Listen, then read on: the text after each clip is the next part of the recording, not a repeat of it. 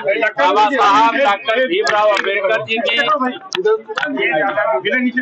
135वीं जयंती के अवसर पर मैं उनके चरणों में नमन करके अपनी विनम्र श्रद्धांजलि अर्पित करता हूं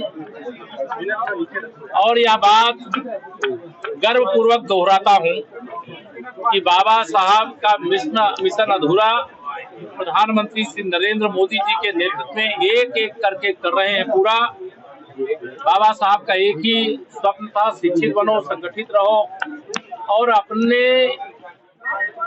लिए जो न्यायपूर्ण अधिकार है उसके लिए संघर्ष करो। और आज उनको संघर्ष की आवश्यकता नहीं पड़ रही, लेकिन उनके जो अधिकार हैं माननीय प्रधानमंत्री मोदी जी, आदरणीय मुख्यमंत्री योगी जी के नेतृत्व में डबल इंजन की सरकार के द्वारा पूरा करने का काम किया जा रहा है। जहां दूसरी तरफ कांग्रेस हो, सपा हो, बसपा हो, इन लोगों ने बाबा साहब के नाम का तो इस्तेमाल किया, लेकिन बाबा साहब जो चाहते थे उसमें से कुछ भी नहीं। भारतीय जनता पार्टी ने पंचतीर्थों का निर्माण किया।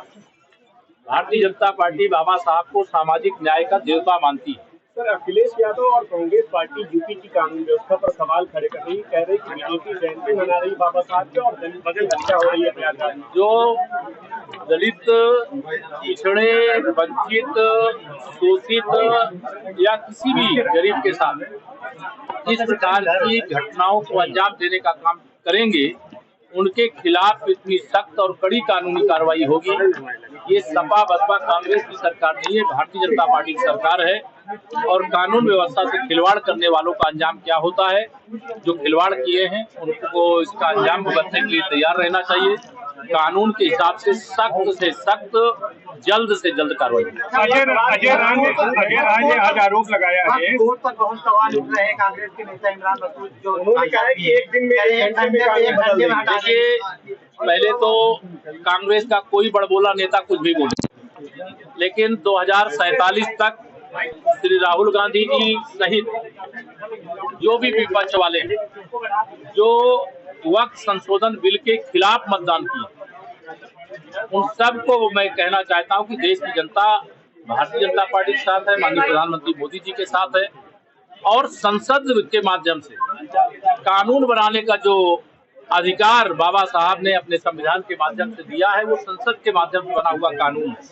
उसके अनुपालन से देश के गरीब मुसलमानों का भला होगा, उनके जीवन में खुशहाली आएगी, उनकी गरीबी दूर होगी, उनको शिक्षित होने का अवसर मिलेगा, उनको रोजगार पाने का अवसर मिलेगा।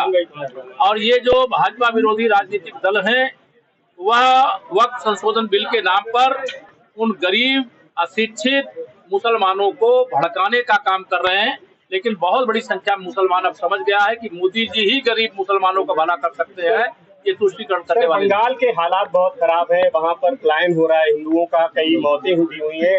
भारतीय जनता पार्टी वहाँ लड़ाई लड़ रही है और जैसे चुनाव होगा वैसे वहाँ कमल खिलेगा, भाजपा की सरकार बनेगी।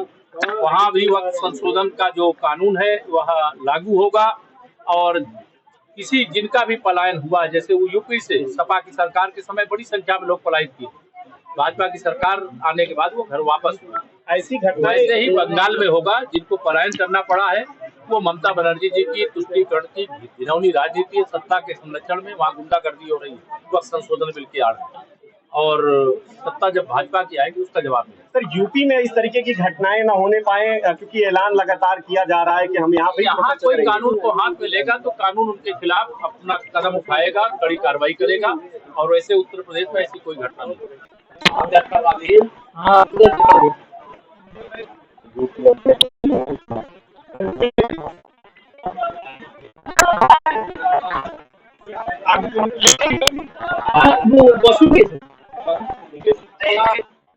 हमसे जुड़े रहने के लिए हमारे YouTube चैनल को सब्सक्राइब करें और नई वीडियो की नोटिफिकेशन के लिए बेल आइकॉन को दबाएं।